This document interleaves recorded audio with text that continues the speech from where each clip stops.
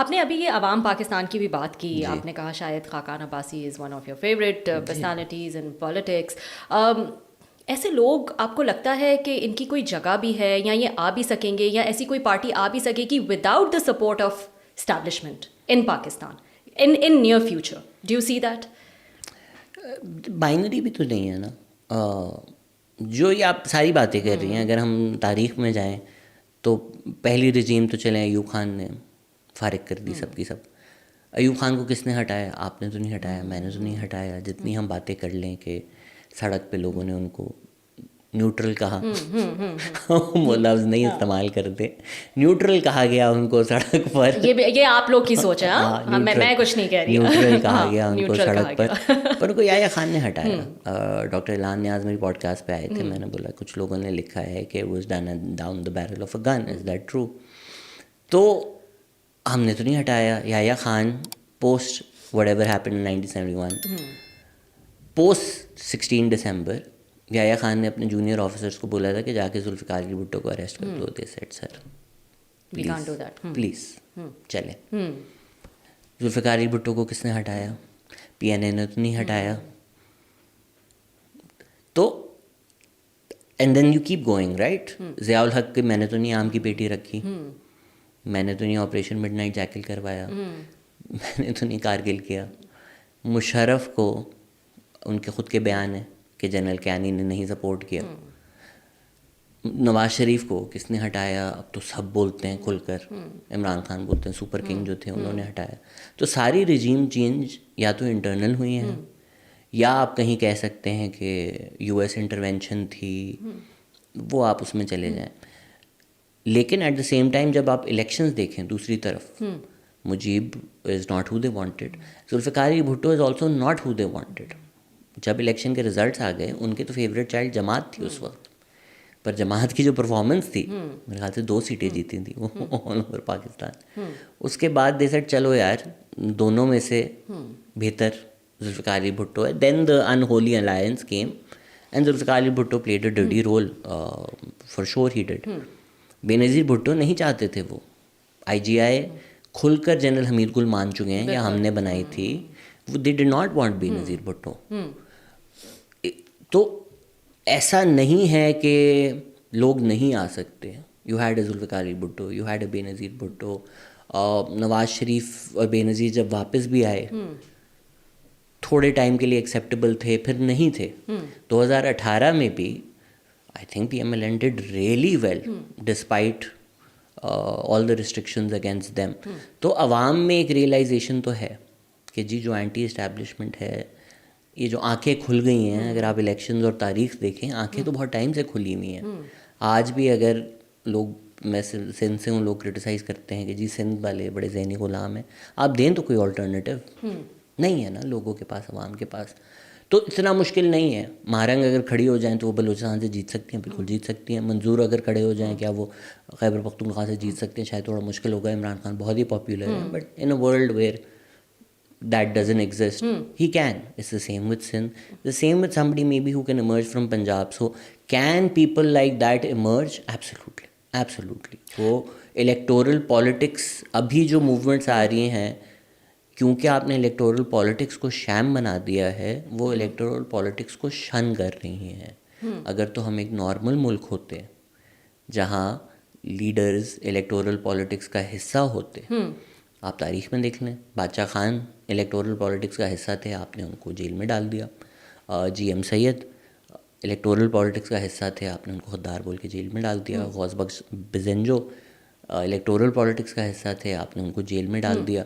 तो जो भी लीडर्स थे जो इमर्ज हो रहे थे, जिनकी पॉपुलैरिटी थी, जिनका एक कद कार्ड था, जो आपके मुल्क, आपके कॉन्स्टिट्यूशन, आपकी रियासत के तहत इलेक्शंस का हिस्सा बन के आपके मुल्क का हिस्सा बनना चाहते थे, उनको आपने जो किया है, तो आज भी वही आप कर रहे हैं ना उनके साथ। अगर तो आप इनको इलेक्टोरल पॉलिटिक्स का हिस्सा बना देते, then things would have been different. So the idea that can a electorally popular Manzoor Pashtun, an electorally popular Maharang Baloch emerge, absolutely. You think Imran Khan proved to be electorally popular in the recent elections, the past elections? Of course. But तो उसके कोई नहीं बाद क्या deny हुआ? करता। लेकिन फिर क्या हुआ उसके बाद वो दे couldn't make the हुकूमत, तो तभी मैं पूछ रही हूँ कि ये उम्मीद रखना कि आगे ऐसा होगा और इस्टेब्लिशमेंट की सपोर्ट के बगैर कोई भी जो है वो, मतलब हमारी आंखों के सामने ये हुआ ना, एक पार्टी है जिसने इतने वोट्स लिए जो they proved to be electorally popular in a time जहाँ पे इस्टेब्लिशमेंट उनके साथ नहीं खड़ी थी, they were on the wrong side of the establishment, let's say that, but they couldn't do anything later on. यार एक गाड़ी में आपका इंजन ऑयल ठीक नहीं है, आपका जी स्टीयरिंग व्हील गड़गड़ करता है, चल जाती है, एक पहिया हटा दो शायद चल जाए, दो हटा दो चल जाए, तीन पहिए हटाकर तो फिर मुश्किल ही हो जाती है ना कोई भी गाड़ी चलाना, इस तरह भी। तो इसी तरह हमारे इलेक्शंस हैं। बहुत टाइम से मैं बोल रहा था कि मिलिट्री के पास 30-40 कैपेसिटी है या 30-40% वोट कैपेसिटी है, इससे ज़्यादा वो इलेक्शन बदल ही नहीं सकते, ऐसा हो नहीं सकता, क्योंकि मतलब आवाम इतनी भी बेवकूफ़ नहीं है कि यार, हाँ बलूचिस्तान में वो ये कर सकते हैं, बलूचिस्तान में कॉन्स्टिट्यूंसीज में जिसमें कोई जानता भी नहीं है वो जीत जाए, वहाँ ये कर देते हैं, which is why electoral politics is a joke in Balochistan, nobody takes election seriously there any more. तो क्या 2013 में धांधली हुई? हाँ, हमने वीडियोस भी देखी, बट मोर और लेस अगर हम बात करें जो इलेक्शन रिजल्ट्स हुए, did they reflect the pool? Yes, 2008 में वही सेंटिमेंट था, 2018 में अननेचुरली क्रिएट किया गया, उस वक्त के सबसे पॉपुलर लीडर को साइडलाइन किया गया, उसके बावजूद कौन जीता? पंजाब, PMLN जीती पंजाब, बिल्कुल। जहाज़ उड़ाकर आर्टिफिशियल मेजॉरिटी क्रिएट करनी पड़ी। उसी तरह 2024 में the most popular leader was Imran Khan, Khyber Pakhtunkhwa तो आप नहीं छीन सके, इतनी भी वो like they said establishment all power, they not, इतनी भी अंधी नहीं मची, इतनी भी अंधी नहीं मचा सकते वो, ठीक है। फिर पूरे मुल्क में भी साइजेबल, फॉर्म 47 में भी कुछ तो देना पड़ा ना, एक साइजेबल वो देना पड़ा।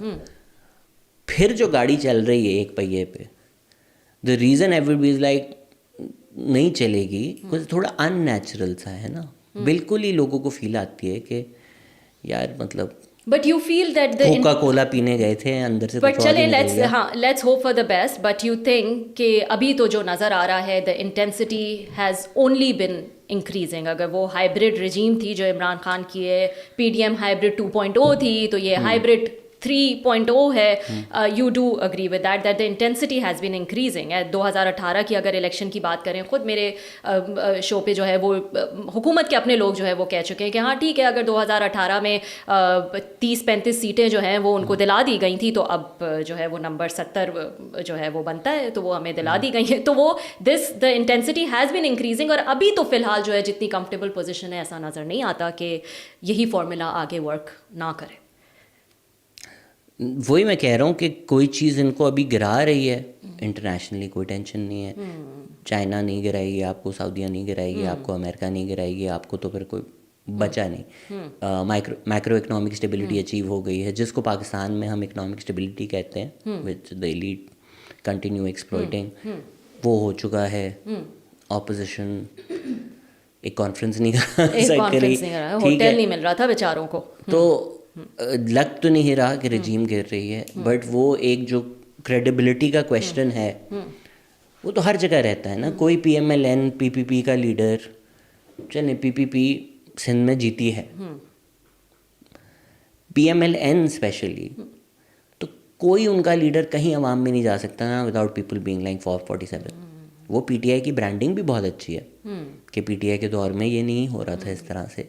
PTI की मीडिया नैरेटिव बिल्डिंग फिनोमिनल है, कोई मुकाबला ही नहीं है, बिल्कुल।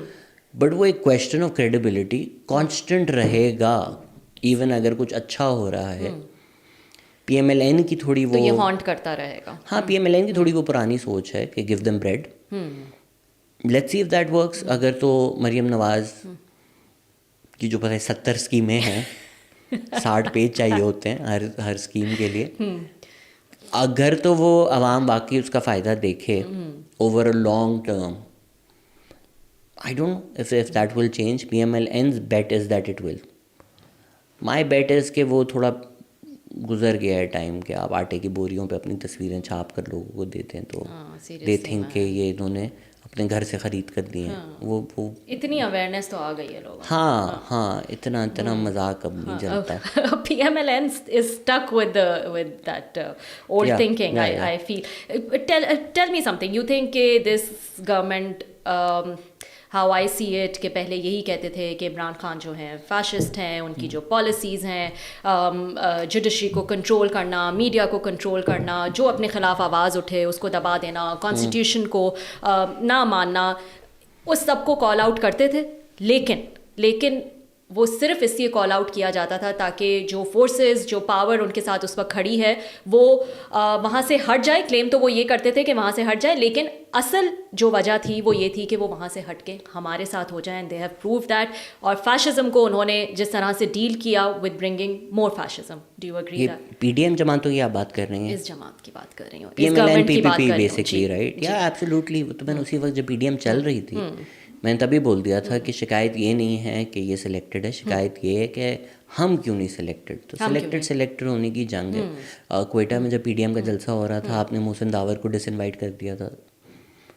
तो आप अगर मोहसिन दावर की क्वेटा में स्पीच नहीं करा सकते तो आपने कौन सी आज़ादी लेकर आनी थी? एक MNA की आप स्पीच नहीं करा सकते, आप एक MNA अली वज़ीर को बाहर नहीं निकाल सके। यू नो, लाइक PTI अपनी ब्रांडिंग के लिए बहुत बातें करती है, अनप्रेसिडेंटेड, ये वो फलाना, एक आदमी खड़ा है। PTI के दौर में अली वज़ीर जेल में थे, PDM के दौर में अली वज़ीर जेल में थे, केयरटेकर सेटअप में अली वज़ीर जेल में थे, आज भी अली वज़ीर जेल में है।